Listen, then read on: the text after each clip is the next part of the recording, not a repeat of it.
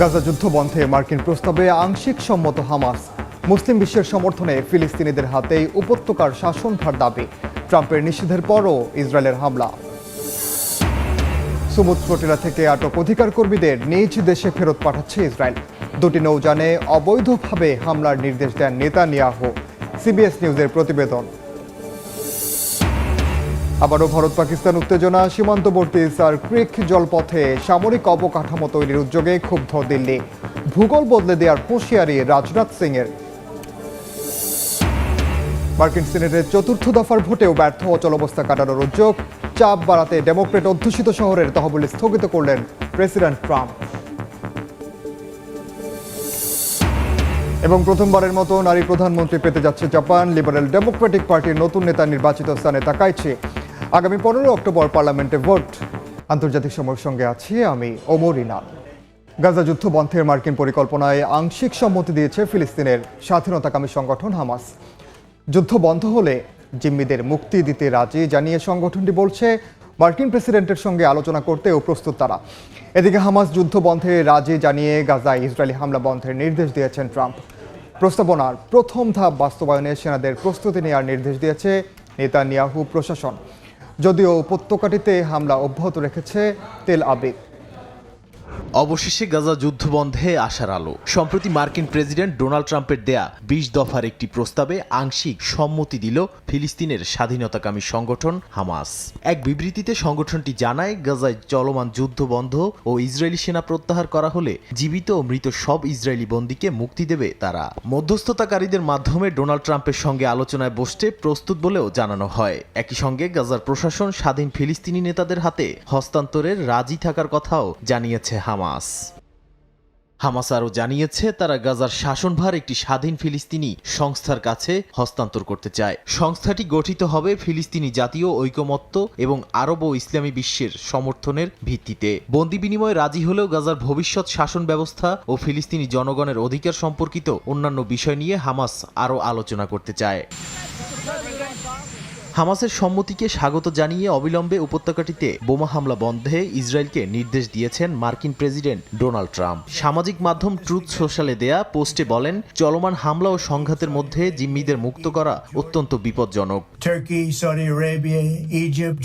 কাতার, তুরস্ক, সৌদি আরব, মিশর, জর্ডান সহ সেই সব দেশগুলোকে ধন্যবাদ জানাই যারা যুদ্ধ বন্ধের জন্য একসঙ্গে আমাকে সহায়তা করেছে। জিম্মিরা যাতে তাদের বাবা মার কাছে ফিরে যেতে পারে সেই অপেক্ষাই করছি।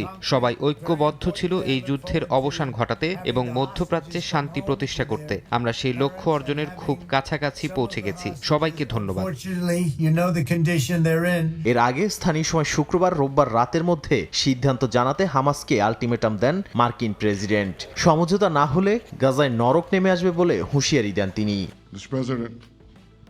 এদিকে ট্রাম্পের 20 দফার পরিকল্পনা আগেই মেনে নিয়েছিলেন ইসরায়েলি প্রধানমন্ত্রী বিনিয়ামিন নেতানিয়াহু।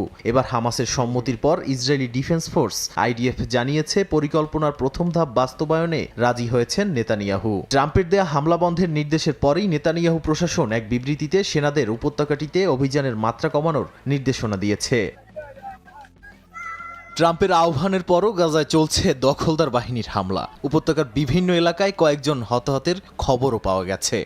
গাজা যুদ্ধ বন্ধে মার্কিন প্রেসিডেন্ট ডোনাল্ড ট্রাম্পের দেয়া 20 দফা প্রস্তাবের কয়েকটি বিষয়ে একমত নয় ফিলিস্তিনের স্বাধীনতাকামী সংগঠন হামাস। গাজার অন্তর্বর্তী সরকার পরিচালনায় ট্রাম্পের নেতৃত্ব নয়, বরং আরব ও মুসলিম বিশ্বের সমর্থনে ফিলিস্তিনিদের হাতে উপত্যকার শাসনভার চায় হামাস। যুক্ত থাকতে চায় নিজেরাও। গাজা যুদ্ধের 2 বছর পূর্ণ হবে আগামী 7 অক্টোবর। ইসরায়েলি হামলায় এরই মধ্যে উপত্যকাটির অন্তত 90% ঘরবাড়ি ধ্বংসপ্রাপ্ত হয়েছে। বহুদিনের চেষ্টার পর এ যুদ্ধ বন্ধের কার্যকর অগ্রগতিও হয়েছে। মার্কিন প্রেসিডেন্ট ডোনাল্ড ট্রাম্পের দেয়া 20 দফা প্রস্তাবের বেশ কয়েকটির বিষয়ে সম্মত হয়েছে ফিলিস্তিনের স্বাধীনতাকামী সংগঠন হামাস। তবে কয়েকটি দফা নিয়ে নিজেদের সুস্পষ্ট অবস্থান জানায়নি সংগঠনটি। গাজার অন্তর্বর্তী সরকার পরিচালনায় ট্রাম্পের প্রস্তাব প্রত্যাখ্যান করেছে হামাস। মার্কিন প্রেসিডেন্টের নেতৃত্বে নয়, বরং আরব ও মুসলিম দেশের সমর্থনে ফিলিস্তিনিদের হাতে গাজার শাসনভার হস্তান্তর করার বিষয়ে সম্মতির শর্ত দিয়েছে সংগঠনটি। নিজেদের ফিলিস্তিনের অংশ দাবি করে গাজার সব ধরনের দায়িত্ব পালনে যুক্ত থাকার কথাও জানিয়েছে হামাস। ট্রাম্পের প্রস্তাবের মধ্যে একটিতে বলা হয়েছে ইসরায়েল চুক্তি মেনে নিলে ৭২ ঘন্টার মধ্যে আটক জিম্মিদের ফেরত পাঠাবে হামাস। এর বিপরীতে যাবজ্জীবন সাজাপ্রাপ্ত ২৫০ বন্দির পাশাপাশি আটক ১৭০০ ফিলিস্তিনিকে মুক্তি দেবে ইসরায়েল। মুক্তি পাওয়া একজন ইসরায়েলির বিপরীতে ১৫ ফিলিস্তিনির মরদেহ ফেরত দেয়া হবে বলেও উল্লেখ রয়েছে। হামাসের কাছে এখনও ৪৮ জিম্মি আটক রয়েছে বলে দাবি ইসরায়েলের, যার মধ্যে জীবিত রয়েছে ২০ জন। ট্রাম্পের গাজা যুদ্ধ বন্ধ ও উপত্যকা থেকে ইসরায়েলি সেনা পুরোপুরি প্রত্যাহারের প্রস্তাবেও একমত হয়েছে হামাস। তবে কয়টি ধাপে ইসরায়েল সেনা প্রত্যাহার করবে তা নিয়ে কোনো মন্তব্য করেনি সংগঠনটি। এদিকে গাজা ভূখণ্ডে ইসরায়েলি দখলদারিত্ব প্রত্যাখ্যান করেছে তারা। ইসরায়েলি সেনারা ফিলিস্তিনি বন্দী মুক্তির পর তাদের পাঠাতে একটি নির্ধারিত সীমানা খুলে দেওয়ার কথাও উল্লেখ আছে মার্কিন প্রেসিডেন্টের প্রস্তাবে। গাজা পুনর্গঠন, দ্রুত খাদ্যপণ্য, ওষুধসহ বিভিন্ন ধরনের ত্রাণ পাঠানোর কথাও প্রস্তাবে বলা হয়েছে। ট্রাম্পের এই উদ্যোগকে স্বাগত জানিয়েছে হামাস। গাজা যুদ্ধ অবসানে যুক্তরাষ্ট্রের প্রেসিডেন্ট ডোনাল্ড ট্রাম্পের প্রস্তাব ঘিরে জোরালো হচ্ছে আন্তর্জাতিক প্রতিক্রিয়া। হামাসের পক্ষ থেকে জিম্মি মুক্তি ও প্রশাসনিক হস্তান্তরের প্রস্তুতির ঘোষণার পর সাধুবাদ জানিয়েছেন জাতিসংঘের মহাসচিব আন্তোনিও গুতেরেস। এছাড়াও স্বাগত জানিয়েছেন কাতার, তুরস্ক, মিশর, ফ্রান্স, ভারতসহ বিভিন্ন দেশের সরকার ও রাষ্ট্রপ্রধান। মার্কিন প্রেসিডেন্ট ডোনাল্ড ট্রাম্পের শান্তি পরিকল্পনায় ফিলিস্তিনের স্বাধীনতাকামী সংগঠন হামাসের আংশিক সম্মতির সিদ্ধান্তকে স্বাগত জানিয়েছেন জাতিসংঘের মহাসচিব আন্তোনিও গুতেরেস। পাশাপাশি সব পক্ষকে এই সুযোগ কাজে লাগিয়ে গাজায় চলমান নৃশংসতা বন্ধের আহ্বান জানান তিনি। হামাসের ঘোষণাকে স্বাগত জানিয়েছে কাতারের পররাষ্ট্র মন্ত্রণালয়। সংগঠনটির অবস্থান ও যুক্তরাষ্ট্রের বাস্তবসম্মত রাজনৈতিক দৃষ্টিভঙ্গি মধ্যপ্রাচ্যে স্থিতিশীলতার নতুন সম্ভাবনা তৈরি করেছে বলে জানায় মিশর। অন্যদিকে হামাসের প্রতিক্রিয়াকে গঠনমূলক ও গুরুত্বপূর্ণ পদক্ষেপ হিসেবে বর্ণনা করে ইসরায়েলকে তাৎক্ষণিকভাবে সব হামলা বন্ধের আহ্বান জানিয়েছেন তুরস্কের প্রেসিডেন্ট রিসেপ তাইপ এরদোয়ান। ফ্রান্সের প্রেসিডেন্ট ইমানুয়েল ম্যাক্রোঁ একে দ্রুত বাস্তবযোগ্য প্রতিশ্রুতি হিসেবে উল্লেখ করে বলেন, এখনই শান্তির পথে নির্ধারক অগ্রগতি সম্ভব। প্রায় ২ বছর ধরে চলা রক্তক্ষয়ী যুদ্ধে হামাসের মার্কিন শান্তি পরিকল্পনা গ্রহণকে গুরুত্বপূর্ণ অগ্রগতি বলে মন্তব্য করেছেন ব্রিটিশ প্রধানমন্ত্রী কিয়ার স্টারমার। ট্রাম্পের পরিকল্পনা শান্তির সবচেয়ে কাছাকাছি অবস্থায় এনেছে বলেও জানান তিনি। এদিকে মার্কিন প্রেসিডেন্টের এই পরিকল্পনাকে সাধুবাদ জানিয়েছেন অস্ট্রেলিয়ার প্রধানমন্ত্রী আন্তোনিও আলবানিজ। পরিকল্পনায় সম্মতি জানিয়ে অস্ত্র সমর্পণ করে অবিলম্বে জিম্মিদের মুক্তি দিতে হামাসের প্রতি আহ্বান জানান তিনি।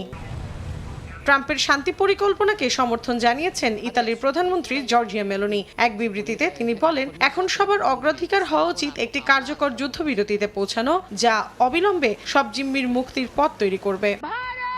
গাজা সংকট নিরসনে ট্রাম্পের উদ্যোগকে অভিনন্দন জানিয়েছেন ভারতের প্রধানমন্ত্রী নরেন্দ্র মোদী। এক্সে দেয়া বার্তায় মোদী উল্লেখ করেন, জিম্মিদের মুক্তির ইঙ্গিত বড় ধরনের ইতিবাচক অগ্রগতি। স্থায়ী ও ন্যায়সঙ্গত শান্তির পথে যেকোনো প্রচেষ্টায় ভারত পাশে থাকবে বলেও বার্তা দেন তিনি।